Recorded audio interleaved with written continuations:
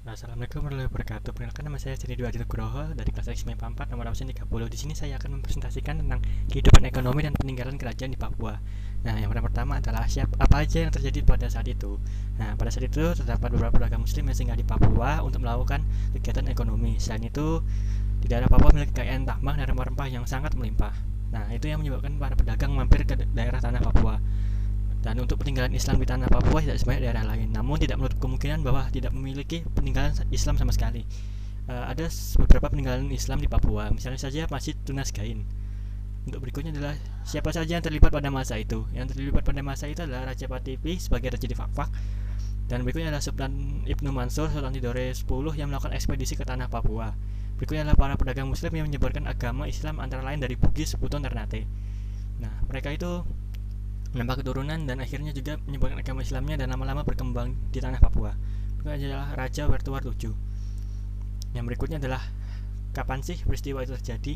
Nah, peristiwa itu terjadi pada saat kunjungan penjelajah Eropa ke Papua pada tahun 1526 untuk melakukan kegiatan ekonomi jual beli rempah-rempah.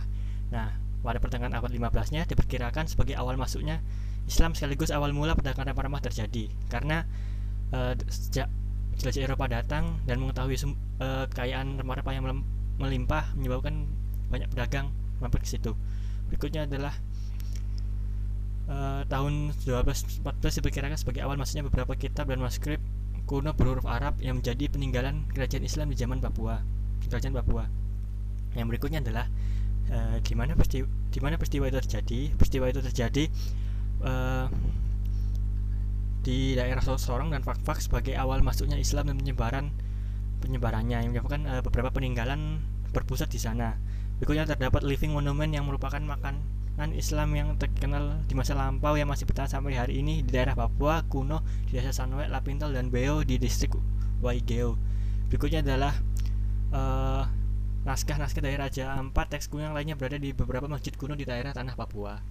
Berikutnya juga ada Masjid Patimbura yang didirikan di daerah tepi Teluk Kokas, distrik Kokas, Fakfak yang dibangun oleh Raja Wertuer satu yang memiliki nama kecil Semempe.